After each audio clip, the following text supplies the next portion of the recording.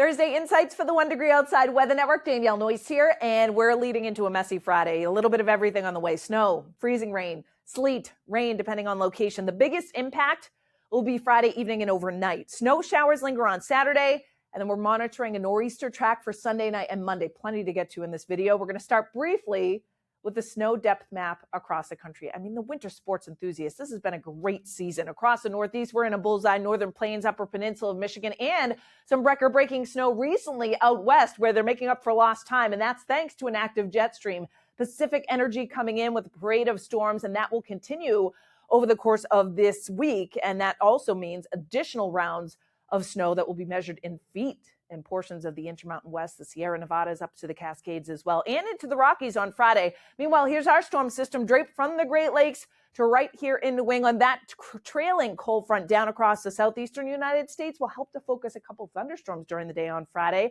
with isolated severe weather expected here across northern Alabama, Mississippi, and also into northwest Georgia. Far southern Tennessee in this as well. So an isolated tornado, some damaging wind gusts, some large hail potential again for Friday afternoon and evening. As the storm center wraps up over the southeastern United States, this is the next one that will push off the coastline and develop and interact with that northern stream energy. Storm center likely to pass to our south and east. We'll talk more about the nor'easter potential for Sunday night and Monday coming up, but we want to take it one storm at a time. And one thing I want to show you is the temperature about 6,000 feet above our heads, because that allows for a changeover to some sleet and freezing rain, depending on how thick that layer is. So this is the map on Friday morning, and notice the red line indicates the freezing line above our heads. So it does come up towards the Mass Turnpike over the course of late morning and midday through the afternoon, even into the evening. So notice how it kind of wobbles here. This is the map by 7:15, and then does turn back around as colder air whips in on the backside of the storm. So even where we do get a changeover, a flip back to snow briefly towards the tail end is anticipated. And that rain snow line, or that mix line, may come as far north as the Mass New Hampshire and Mass Vermont border as well. So let's time things out. Our Friday morning is quiet and dry for the early part of the morning commute. There will likely be a little bit of mix that starts to come in to southwest Connecticut and the Berkshires by the time we get to mid-morning. And it will start as a burst of snow. Notice the temperatures, though. It's not like we have deep Arctic air in place. So over the course of morning and afternoon, the temperature does rise. That's why, particularly this time of the year with the sun angle too stronger, there's not a whole lot of impact in terms of snowy roads. They'll be wet at first. That said, all it takes is a trace of sleet and freezing rain to really slicken things up. And notice by the time we get to midday, we are mixing with sleet. For Connecticut, down along the south coast, over to Cape Cod, pockets of rain and some sleet mixing in. Any burst of snow may actually change over with some sleet mixing in over the course of mid to late afternoon. The farther north you go, it's snowing, but the temperature is above the freezing mark, so minimal impacts. That's why we say after dark, after the sun sets, yes, that's when we start to see some issues, because watch the temperature. It slowly starts to drop. So some pockets of freezing rain and sleet mix in, particularly outside of 495, and then between about 10 p.m. and midnight, we flip over to snow. There may be a decent burst for a short period of time on Cape Cod, still raining, but we make the flip over to snow too, particularly as we head into pre-dawn on Saturday. The intensity of the snow at that point is much lighter though, but notice the temperature is below freezing for most areas, the exception perhaps from Hartford back down along the south coast to Cape Cod. So there will be some localized slick spots with any lingering snow showers and flurries tapering off by Saturday late morning. There may be a lingering flurry inland, but no big concerns there. And then a lot of clouds in place with some breaks of sun later on. So let's break down the threat for some sleet and freezing rain first with a little bit of icing.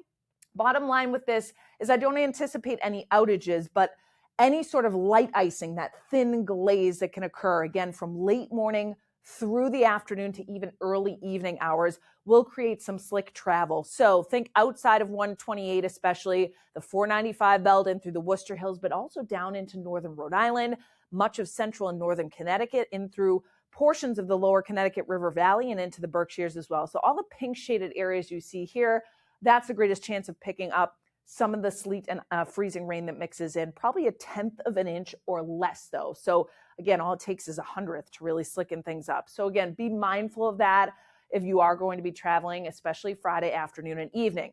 Predicted snowfall. I'm going to show you a couple different things. We're going to stop things first by Friday late afternoon. And notice there's not a whole lot of accumulation. It's maybe a coating to as much as an inch. Outside of 495, there may be 1 to 2 by late afternoon, with some higher totals when you get across Vermont and then also stretching into western New Hampshire. Now I want to play things through the evening, and that's where we really start to see things pile up. Once the sun sets, we get darker, the temperature cools. So that's when a widespread 3 to 6 is likely already across a lot of the northern half of New England. And then I'll zoom in and show you some of the numbers here as I play things through Saturday morning. We'll add some additional accumulation, particularly across northern New England. So it is a south to north increase here, more like a coating to perhaps an inch near the canal, 1 to 2 here from Plymouth back up towards Duxbury. Then you can hit Quincy and Weymouth. That's more like 2 to 3. Same for Boston, extending into Worcester, more like 3 to 4. And then north of that, so think the Route 2 corridor, northern Berkshires, in through the Merrimack Valley and northern Essex County, that's where it's more like 4 to 6. Then we'll tick things up north of that to 6 to 8 when you get near Manchester and Concord. But the purples do indicate some 8 to 12 inch amounts. I think a lot of areas will end up on the lower side of that range, 8, 9, 10 inches, but I can't rule out an isolated higher amount. Then we do get some shadowing in far northern New England, think the Northeast Kingdom, into northern Coos County, where it's more like 4 to 6. And then less, 2 to 4, from Bangor back up near Skowhegan, about 4 to 5. Less north of that, and then in southern Maine, that's one of the jackpot zones too. From Brunswick back down to Portland, 6 to 8, but a few higher totals when you cross right over New Hampshire into the western border of Maine. So that's the jackpot zone. And again, there may be some tweaks needed to that map, tightening up the gradients, maybe shifting it a little farther north if that sleet and freezing rain mix comes closer to the Mass-New Hampshire border. So stay tuned for updates, and we will keep you posted. Again, most of the accumulation occurring as we head into the evening and the first part of the overnight. After that, it's the coastal storm we're going to keep an eye on. What do we know and what don't we know at this point? Well, an offshore track seems most likely right now. A lot of the guidance, yes, is going to be wobbling in the coming days. We're still several days out from this event. A closer track would mean more accumulating snow. A farther offshore track would be lesser impacts, more of a glancing blow, and even a miss is still on the table at this point. Either way, a gusty wind is likely at the coast, particularly the South Shore, Cape and Islands, where the greatest chance of accumulating snow is, because you would be closest to the storm center and the storm track.